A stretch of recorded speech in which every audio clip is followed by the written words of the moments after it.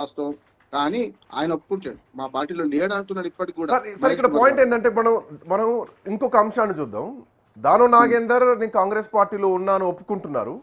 PCC ఏమో Congress party ఏమో లేరు, టెక్నికల్ గా వాళ్ళు బీఆర్ఎస్ పార్టీలోనే ఉన్నారని చెప్తున్నారు.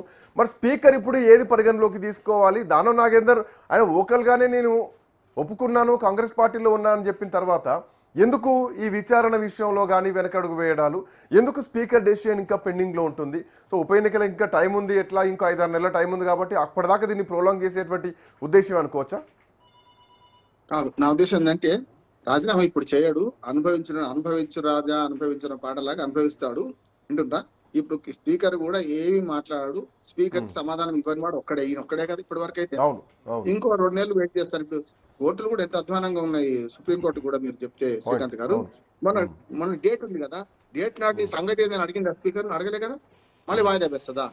ఎంత దుర్మార్గం ఇది. మీ కీలకమైన మీరే అంటే కోర్టు ధిక్కారం, న్యూ ఇయర్ ఎక్కడ జరుపుకుంటూ తెలుసుకో అని చెప్పి బెదిరిస్తుంది స్పీకర్ ను కదా. మరి న్యూ ఇయర్ ఎక్కడ జరుపుకుంటున్నాను? స్పీకర్ స్థానంలో ఉన్నాడు ఆయన అంటున్నాడు. నేనేమంటున్నా ఆ తీర్పు కంపడతలేదు. యాజ్ ఏ ఒక మనకు ట్రిబ్యునల్ తీర్పుగా మనం భావిద్దాం.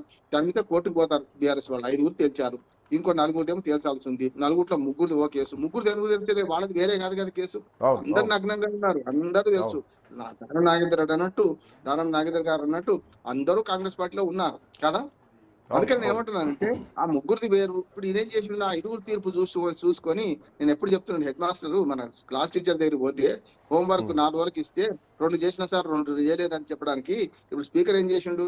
తీర్పు చెప్పిన సార్ అంటుండే. మొన్న నిజంగా స్పీకర్ గారు పిలిస్తే స్పీకర్ వాదన ఏముంటుండే అంటే, అయ్యా మేము 5 కేసు చేసాం, ఇంకా 5 విచారణ జరుగుతుంది అనేవాడు కదా. కానీ విచారణ అయిపోయిందని ఇదే స్పీకర్ ప్రకటించిండు గతంలో. 8 మంది విచారణ అయిపోయిందని స్పీకర్ ప్రకటించినప్పుడు 5 వేరేం చేశాడు, 3 వేరేం చేశాడని చెప్పాలి కదా. ఈ పోనీ 5 మీద ఒకటే కంప్లైంట్ చేసినట్టు వేరు. 5 కూడా ఒక్కొక్క ఎమ్మెల్యే ఒక్కొక్క మీద కంప్లైంట్ చేశారు. శ్రీకాంత్ గారు మీరు చూడండి. ఇప్పుడు వర్సెస్ చూస్తే ఎవరి వర్సెస్ ఎవరని చూస్తే ఒక్కొక్క ఎమ్మెల్యే మీద ఒక్కొక్కటి కంప్లైంట్ చేసిండు కదా బీఆర్ఎస్ ఎమ్మెల్యేలు. అటువంటిప్పుడు పోనీ ఈ 5 మీద ఒకటి చేసిండు కానీ ఒక కేసు అంటే అన్ని క్లబ్ చేసిండు కదా. మరి అటువంటిప్పుడు ఈ ముగ్గురిని ఎందుకు వేరు చేసిండు? ముగ్గురిని వేరు చేసి ఈ 5 తీర్పిచ్చినాక మన కడియం శ్రీహరి గారికి ధైర్యం వచ్చేసింది. నేను కూడా బాహాలైపోతా అనుకున్నాడు. బహిరంగంగా తన కూతురు కోసం కాంగ్రెస్ పార్టీ కటువా కప్పుకొని అది మన కాంగ్రెస్ పార్టీకి ఓటేయండి అన్న వాడు కూడా మారడానికి కారణం స్పీకర్ కదా వాడు. అందుకని నేను ఏమంటా అంటే ఇటువంటి రాజకీయాలు నడుస్తున్నాయి. దుర్మార్గ రాజకీయాలలో ప్రజలు ఏమనుకుంటున్నారంటే ప్రజలకు